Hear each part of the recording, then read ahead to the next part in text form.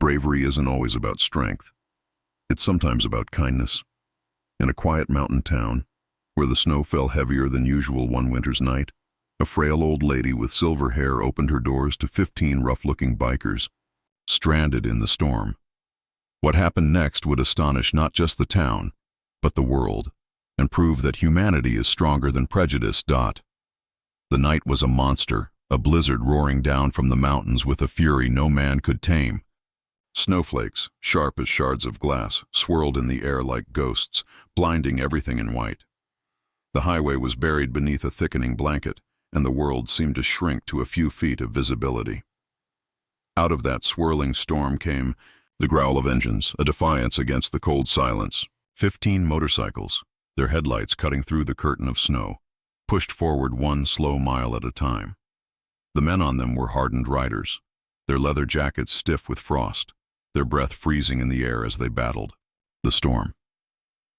They weren't afraid of many things, but that night, even they knew the storm might break them. Their leader, a broad man with tattoos running up his neck like black flames, raised a gloved hand and signaled to slow down.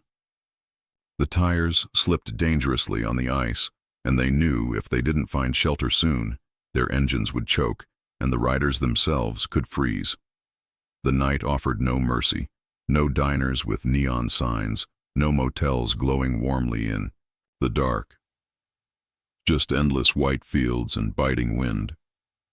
And then, as if the storm itself had decided to show pity, they spotted a faint flicker of light in the distance. A single golden glow, struggling against the vast darkness. They rode toward it like moths to a flame, praying it wasn't an illusion. When the shadow of a small wooden house appeared, smoke curling faintly from its chimney, relief surged through them. It was the only sign of life for miles. The bikes slowed to a stop, their engines idling heavily.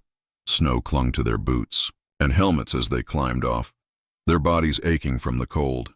One of the younger riders muttered, "Bet whoever lives here won't like the look of us." The others chuckled bitterly. They knew how people usually reacted: fear, suspicion, sometimes even the threat of calling the police. But the storm left no choice. A heavy knock echoed against the little door, carried away quickly by the howling wind. For a few tense moments, nothing happened. Then the door creaked open, and a frail figure stood there. She was small, hunched slightly from age, her silver hair tied neatly back. Her face was lined with years of living, but her eyes, were gentle, warm, like two embers refusing to die out in the cold. She blinked at the sight before her, towering men covered in tattoos, leather, and chains, shivering in the snow. Any other person might have panicked. She simply said, in the softest voice, "Oh, you poor boys. Come in before you freeze to death." The bikers glanced at one another, stunned into silence. No one had ever spoken to them like that. Boys. Not criminals, not thugs. Boys. Without a word, they shuffled inside, stomping snow off their boots, trying to avoid dripping. Too much water on the carpet. The warmth of the little home hit them immediately. A fire crackled in the hearth, filling the air with a soft glow and the smell of burning pine wood. A teapot whistled faintly on the stove. It was a different world inside those four walls. The old lady, her name was Margaret, hurried to pull extra blankets from a closet. She draped them over their shoulders, fussing over them as though they were her own grandchildren. Sit, warm yourselves," she insisted, her thin hands surprisingly firm as she guided them to chairs and the rug near the fire. At first, the bikers remained stiff, unsure how to act in the fragile warmth of this home. But slowly, their shoulders loosened, their fingers thawed, and their frozen faces softened. Margaret moved quickly around the tiny kitchen, pouring steaming bowls of vegetable soup, slicing bread, and even pulling jars of jam from her pantry. The rough men, who had eaten more gas station snacks than home-cooked meals, suddenly found themselves sitting around a small wooden table, cradling hot bowls in their hands. The leader finally cleared his throat. "Ma'am, you don't even know us. We could be anyone." His voice was gravelly, uncertain. Margaret looked at him with a calm smile. "I know enough. You're someone's sons, and tonight, you're my guests." The room fell quiet. For men who had built their lives around roaring engines, steel, and survival, her words cut deeper than any storm. They ate in silence at first, but then laughter began to slip out, quietly at the edges. Stories followed, about the roads they'd traveled, the storms they'd endured, and even silly things like the time one of them got chased by a goat in Texas. Margaret listened, her eyes twinkling, laughing softly at their tales. As the night stretched on, the storm outside grew even wilder. But inside Margaret's little house, there was only warmth. The fire glowed brighter, the blankets wrapped tighter, and the laughter rose louder. These 15 men, feared by many, sat like children at their grandmother's table. And Margaret, who had spent so many nights alone with only the ticking clock for company, found her house alive again, filled with voices and life. For the first time in a long time, both the bikers and the old lady felt something rare. Home. Morning broke gently, as if the storm had spent all its fury and finally surrendered. The world outside Margaret's window was buried under a thick white quilt, the trees bending low with snow, the air crisp and painfully clear. The storm had been fierce, but now silence ruled the mountainside, soft, almost holy. Margaret stirred awake in her rocking chair, the last embers of the fire glowing faintly behind the iron grate. She had dozed off after the bikers insisted she let them keep watch through the night. She expected to find them asleep on the floor, wrapped in blankets, but when she glanced around, the room was empty. For a moment, her heart sank. Perhaps they had left early, quietly disappearing into the morning. She shuffled toward the door, tugging her shawl around her shoulders, and pulled it open with a creak. The sight that met her made her breath catch in her throat.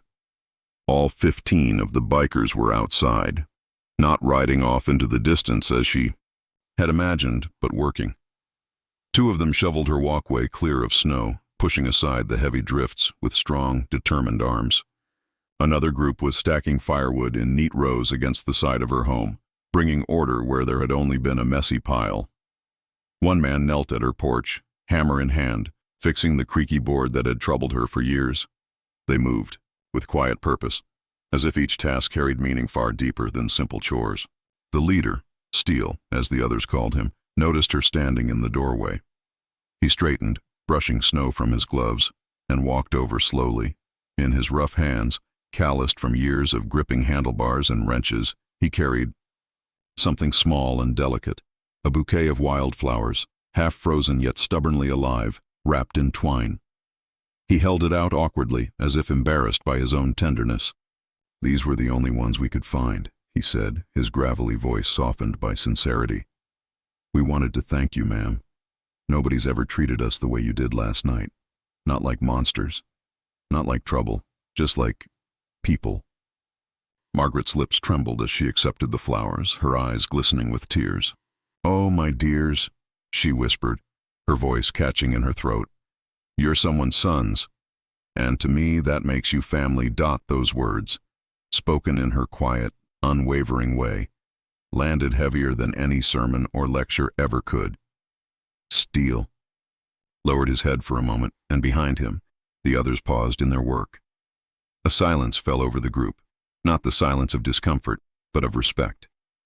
For men who had been chased out of diners, judged by strangers, and feared by communities, the idea of being seen as family was something they hadn't heard in years, maybe ever. Margaret, with her frail hands and silver hair, had given them a gift they didn't know they needed. Dignity. Soon, she beckoned them all back inside, insisting that they had done more than enough. They hesitated, wanting to finish every last chore, but her voice carried the same firm authority as the night before. Reluctantly, they filed back in, stomping snow from their boots, their laughter a little freer than it had been the night before. Breakfast in Margaret's home was unlike anything they were used to. She cracked eggs into a skillet, the aroma filling the small kitchen, while the bikers crowded around her tiny wooden table, bumping elbows and joking loudly. She laid out toast, butter, and jars of jam, and the men ate like they hadn't eaten, a proper meal in years. Between mouthfuls, stories spilled out about rides across endless highways, near-death moments in deserts and rainstorms, and even boyhood memories they hadn't thought about in decades. Margaret listened, nodding, her eyes sparkling with interest. Occasionally she shared a story of her own, of her late husband, who used to ride a motorcycle when they were young, and how she would ride pillion, clutching his coat tightly as the wind tangled her hair. The bikers listened with wide smiles, astonished to picture this gentle old woman once roaring down highways just as they did Dot.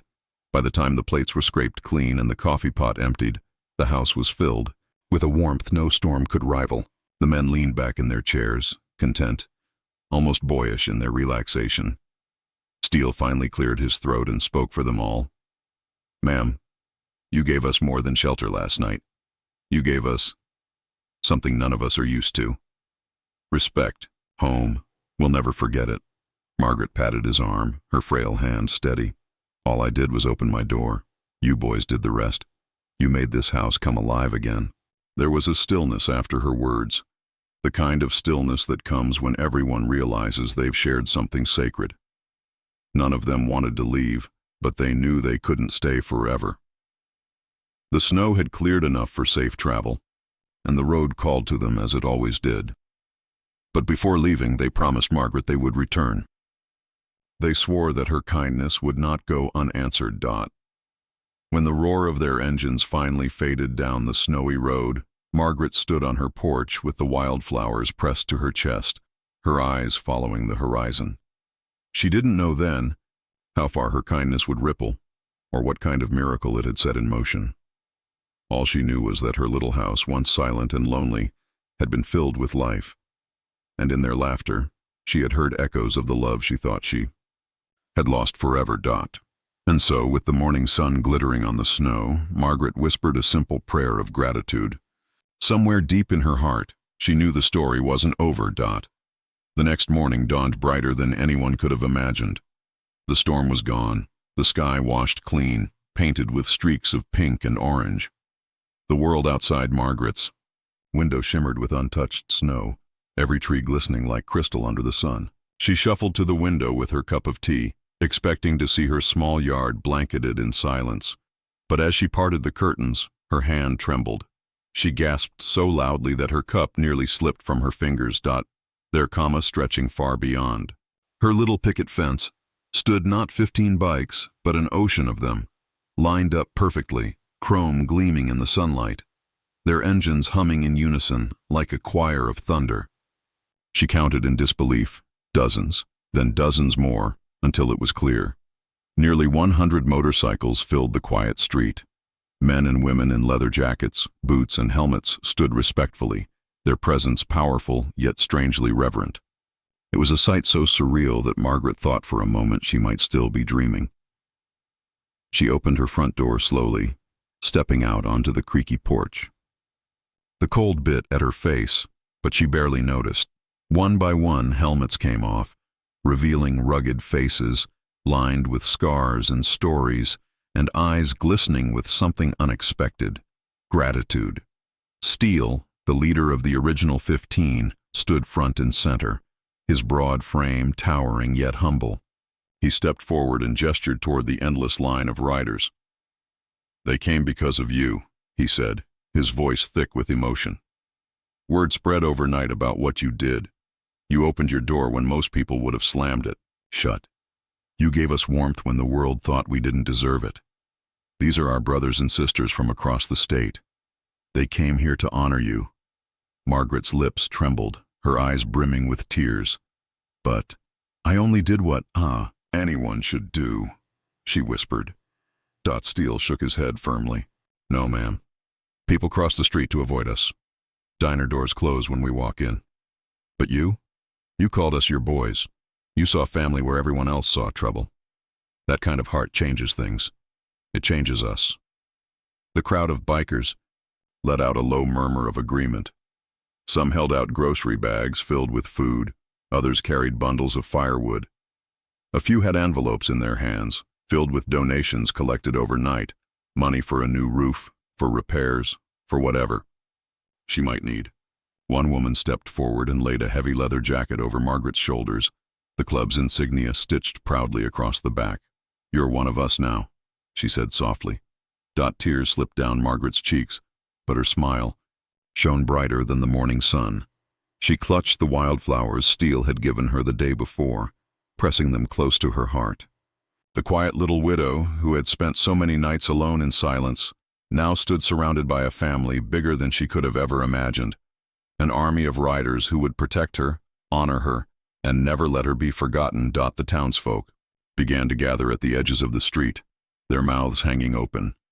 They had always whispered about the bikers, about their noise and their reputation. But here they stood, 100 strong, not as outlaws but as men and women, bowing their heads respectfully to a frail old lady on her porch. The townsfolk's whispers turned to awe, and some even wiped away tears. Steele raised his hand, and, as if on cue, the engines of 100 motorcycles roared to life. The ground shook, the air thundered, but it was not frightening. It was magnificent. It was a sound of loyalty, of unity, of a promise. Steele turned back to Margaret. "From now on, no storm, no danger, no loneliness will touch you. Your family. Always." Margaret's frail voice rose above the roar. "Kindness," she said softly, but everyone heard her. "Kindness always finds its way back." At that moment, the engines roared louder, echoing through the valley like a hymn. Neighbors and strangers alike wiped their eyes, knowing they were witnessing something unforgettable. The woman who had given 15 bikers soup and shelter in the middle of a snowstorm had, by morning, gained the loyalty of 100 riders and the respect of an entire town. As the sun climbed higher, the bikes revved together one last time, the thunder rolling like applause. Margaret stood on her porch, frail but unshaken, wrapped in leather and love. Her house was no longer small, her life no longer lonely. With every rumble of those engines, she knew she had a family far greater than blood, bound together by kindness, respect, and the miracle of one open door. And long after the sound of the motorcycles faded down the road, the town remembered that morning as the day an old widow proved that compassion could turn strangers into sons, fear into respect, and 15 cold riders into 100 roaring hearts of gratitude.